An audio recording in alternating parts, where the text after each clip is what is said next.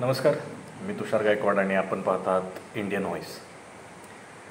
आज या भागामध्ये मी सध्या लोकसभा निवडणुकीची जी काय आपल्या महाराष्ट्रात रणधुमाळी सुरू आहे आणि आरोप प्रत्यारोपांच्या फेरी सुरू आहेत, त्यातल्याच एका गोष्टीचा फॅक्टचेक मांडणार आहे, त्याचं विश्लेषण करणार आहे. मुळात आत्ता सध्या पंतप्रधान नरेंद्र मोदी यांचा सगळा प्रचाराचा फोकस हा काँग्रेसचा जाहीरनामा आणि काँग्रेसच्या जाहीरनाम्यात नसलेल्या गोष्टी याच्यांवरती जास्त आहे. आणि ज्या पद्धतीनं मोदी असतील, अमित शहा असतील, हे जे आरोप करत सुटले ते पाहता लोकांचा जाहीरनामा वाचण्याचा कल वाढला आहे.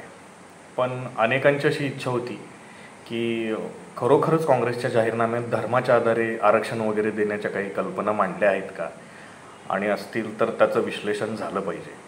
तर व्हिडिओच्या सुरुवातीलाच मी हे सगळं स्पष्ट करतो की काँग्रेसच्या जाहीरनाम्यात धर्माच्या आधारे आरक्षण देण्याची कोणतीही तरतूद नाही. सगळ्यात महत्त्वाचा मुद्दा काय आहे तर भारतीय संविधानात धर्माच्या आधारे आरक्षण देण्याची तरतूदच नाही. आता मोदी शहा हे निर्लज्जपणे खोटं बोलत आहेत, धादांत खोटं बोलत आहेत. या उलट मोदी शहांचं जर ट्रॅक रेकॉर्ड बघितलं, ट्रॅक रेकॉर्ड म्हणण्यापेक्षा लोकसभेच्या अगोदर त्यांनी CAAचं नोटिफिकेशन काढलं. त्या CAA या कायद्याची तरतूदच त्यांनी भारतीय संविधानाची पायमल्ली करून दिलेली. कारण भारतीय संविधानात कुठल्याही प्रकारे धर्माच्या आधारे नागरिकत्व देण्याची तरतूद नाही, त्याचप्रमाणे धर्माच्या आधारे आरक्षण देण्याची तरतूद नाही. भारतात धर्म आणि जात हे आपल्याला सर्वप्रथम जन्माने मिळते. धर्मांतर करून आपण धर्म बदलू शकतो, पण जात बदलता येत नाही. त्यामुळं धर्मांतरित व्यक्तीचं जी जात, पूर्व धर्मात जी जात असते तीच त्याची नव्या धर्मात त्याची जात राहते. आपण बघितलं की शीख धर्मात जात हा प्रकार नव्हता. मग तिथं जाती कशा आल्या तर जे धर्मांतरित झाले त्यांना त्यांची मूळ जात तशीच राहील. त्यामुळं तिकडं पण त्या जाती आहे अशा राहिल्या. महाराष्ट्रात लॉकडाऊनच्या पिरियडमध्ये सर्वाधिक गाजलेलं प्रकरण जर असेल तर नवाब मलिक विरुद्ध समीर वानखेडे, दाऊद वानखेडे म्हणजे अभिनेत्री क्रांती रेडकर हिचे सासरे दाऊद वानखेडे आणि पती समीर वानखेडे यांचं जे प्रकरण गाजलं ते संपूर्ण महाराष्ट्रानं बघितलं. त्यांच्या जातीच्या निकषावर त्यांना म्हणजे प्रचंड त्यांना सामोरं जावं लागलं की ते धर्मांतरित आहेत आणि त्यांना जातीचा लाभ त्यांनी घेतला. आणि शेवटी काय निकाल आला तर आपण बघितलं. तर स्पष्ट आहे की तुम्ही धर्म जरी बदलला तरी तुमची जात बदलता येत नाही. आणि आरक्षण जे आहे ते जातींसाठी आहे ना की धर्मासाठी आहे. संविधानात तशी तरतूद नाही. मोदी शहा जे बोलत आहेत ते संपूर्णपणे खोटं बोलत आहेत. आता तुम्ही थोडक्यात जर ईशान्य भारतात आता मणिपूरमध्ये जो काही सुरू आहे, 2 आदिवासी जमातीमध्ये भांडण, किंवा इतर तुम्ही जर मध्य प्रदेशमधलं त्यांनी निवडणूक जिंकली, राजस्थानमधली निवडणूक जिंकली, तिथं त्यांनी आदिवासी समूहांमध्ये काय मुद्दा वापरला प्रचाराचा हे जर बघितलं तर तुमच्या लक्षात येईल की त्यांनी डिलिस्टिंग हा मुद्दा तिथं प्रचारात वापरला. आता हे डिलिस्टिंग म्हणजे काय आहे तर जे आदिवासी धर्मांतरित झालेत, म्हणजे ज्यांनी ख्रिश्चन धर्म स्वीकारलाय किंवा अन्य धर्म स्वीकारले, त्या आदिवासींना त्यांच्या मूळ जातीचं आरक्षण मिळतंय आणि त्याचा लाभ ते घेत आहेत. तर त्यांना त्यांच्या मूळ जातीचं आरक्षण मिळाल्यामुळं ज्या आदिवासींनी धर्मांतर केलेलं नाही त्यांच्यावर अत्याचार होतोय असा मुद्दा या राष्ट्रीय स्वयंसेवक संघ आणि भाजपानं तिथं वापरला. आणि आदिवासींमध्येच भावाभावामध्येच भांडणं लावून त्यांच्या भांडणाचा राजकीय फायदा घेत त्यांचं मताधिक्य घेतलं आणि डिलिस्टिंगचा घटनाबाह्य मुद्दा तिथं बसवलाय. आणि त्या मुद्द्याच्या आधारे हे आपली पोळी शेकत आहेत. आता गमतीचा भाग असा आहे की भारताच्या संविधानातील तरतुदीनुसार जर आरक्षणाची तरतूदच जातीनुसार आहे आणि जात बदलताच येत नाही, जात नाही ती जात, तर हा डिलिस्टिंगचा कायदा हे कसे आणणार आहेत? म्हणजे परत ह्या संविधानावर हल्ला करूनच, संविधानाची पायमल्ली करूनच जर कायदा आणणार असतील तर यांना आणावा लागेल. याचा अर्थ संविधान कोण बदलणार आहे? स्पष्ट आहे. हा सगळा आरोप आणि हे सगळं BJPवरच शेकते. त्यामुळे BJPनं काय सुरू केलं आहे की ज्या गोष्टी ते करत आहेत, ज्या गोष्टी त्यांना करायच्या आहेत, त्याचाच त्यांनी स्पष्टपणे काँग्रेसवर आरोप करायचा आणि राजकीय लाभ घ्यायचा हा प्रकार त्यांनी सुरू केला आहे. आता ज्या CAAचं लोकसभेच्या इलेक्शनच्या अगोदर यांनी नोटिफिकेशन काढलं, त्या CAA मध्ये काय आहे तर CAAचा लॉंग फॉर्मच सिटिझनशिप अमेंडमेंट ॲक्ट, नागरिकत्व सुधारणा कायदा असा आहे. CAA हा कायदा नागरिकत्व देणार आहे हे मान्य आहे. या कायद्याअंतर्गत बांगलादेश, अफगाणिस्तान, पाकिस्तानातल्या धार्मिक अल्पसंख्याकांना नागरिकत्व दिलं जाणार आहे. यामध्ये कोण येणार आहे? हिंदू, बौद्ध, जैन, पारशी, ख्रिश्चन आणि शीख या सगळ्यांना नागरिकत्व देता येईल. फक्त मुस्लिमांना या कायद्याअंतर्गत नागरिकत्व मिळणार नाही, जे भारताच्या बाहेरचे.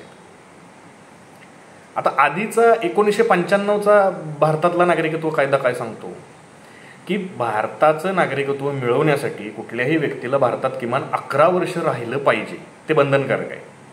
आता मोदी शहांनी जो CAA आणलाय त्याच्यात त्यांनी काय केलंय की हे 11 वर्षांची अट शिथिल केली आहे, रद्द केली आहे आणि 6 वर्षांची अट आणली आहे. नागरिकत्व कायद्या 1955 मध्ये गेल्या 10 वर्षात एकूण 5 वेळेला दुरुस्ती झाली. आणि या दुरुस्त्या जर तुम्ही बघितल्या तर तुमच्या लक्षात येईल की 1955चा नागरिकत्व देणारा कायदा हा भारतीय संविधानातील धर्मनिरपेक्ष या तत्वाला धरून असल्यामुळं त्या कायद्याची पायमल्ली करत दुसरा CAA आणण्यासाठी या सगळ्या सुधारणा केल्या गेलेल्या. आता मूळ जो भारतीय नागरिकत्व कायदा 1955चा आहे तो धार्मिक निकषावर आरक्षण देतच नाही. म्हणून हा नवीन कायदा यांनी आणलेला आहे जो धर्माच्या आधारे नागरिकत्व देतो.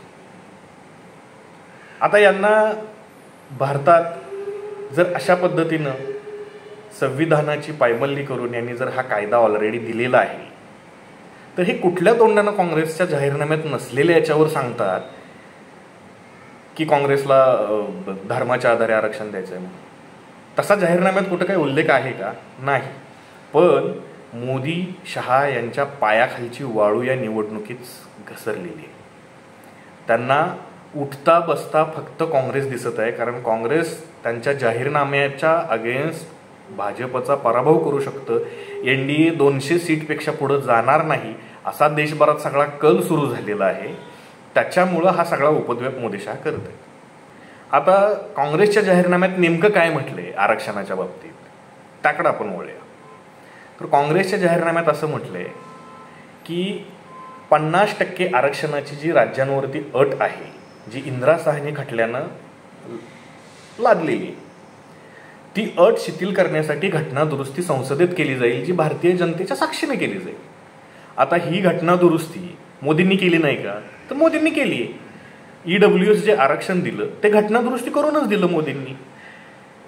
त्यामुळं जर काँग्रेसनं दिलेल्या आश्वासनाप्रमाणे इंडिया आघाडीचं सरकार आलं सत्तेत आणि त्यांनी जर घटना दुरुस्ती केली तर महाराष्ट्रात धनगर बांधवांचा प्रश्न आहे, मराठा बांधवांचा प्रश्न आहे, या दोन्हीही समाजाला किंवा अन्य काही जातींचे आरक्षणाचे मुद्दे प्रलंबित आहेत, ज्यांना खरोखर आरक्षणाची गरज आहे आणि जे आरक्षणापासून वंचित राहिलेले आहेत त्यांना आरक्षण मिळू शकतं. आणि त्याच्यासाठी ही घटना दुरुस्ती होणं अत्यंत आवश्यक आहे. आता यावर BJPवाले म्हणतील की ऑलरेडी आम्ही मराठ्यांना आरक्षण दिले आणि हे, तर मी तुम्हाला थोडक्यात सांगतो. राम सातपुते हे सोलापूरचे भाजपाचे उमेदवार आहेत आणि या उमेदवारांनी स्पष्टपणे जाहीरपणे त्यांचा व्हिडिओ उपलब्ध आहे, तुम्ही गुगलवर सर्च करू शकता. त्यांनी स्पष्टपणे जाहीरपणे सांगितले की मराठ्यांना जोपर्यंत आरक्षण मिळत नाही तोपर्यंत मी डोक्यावर फेटा बांधणार नाही. आता जर आरक्षण तुम्ही दिलंय, त्याचा JR काढलाय आणि जर ते आरक्षण मिळणार आहे तर हे बोलायची राम सातपुतेंना काय गरज होती? कारण राम सातपुतेंना माहिती आहे की शिंदे, फडणवीस, अजित पवार या तिघांच्या सरकारनं दिलेलं हे मराठा आरक्षण हे कुठल्याही परिस्थितीत कोर्टात टिकणारं आरक्षण नाही. त्यांनी केवळ मराठ्यांच्या डोळ्यात धुळफेक केली आहे आणि त्यासाठीच मनोज जरांगे पाटील हे परत एकदा आक्रमक झालेले आहेत, परत एकदा ते मराठ्यांना साथ घालत आहेत. तर मराठ्यांना आरक्षण मिळू शकतं हे घटना दुरुस्तीनंतर, आणि जे गरजेचं आहे हा त्या जाहीरनाम्यातला खरा मुद्दा आहे. पण याच्यावर न बोलता मोदी काय बोलत आहेत हे तुम्ही सगळे बघताय. आणि या महाराष्ट्रातला सुजाण नागरिक या खोट्या प्रोपगंडाला बळी पडणार नाही. या निवडणुकीत या सर्व प्रकारच्या खोट्या आरोपाचं खंडन मतदार आपल्या मताने करेल अशी अपेक्षा व्यक्त करतो आणि थांबतो. जय हिंद, जय महाराष्ट्र.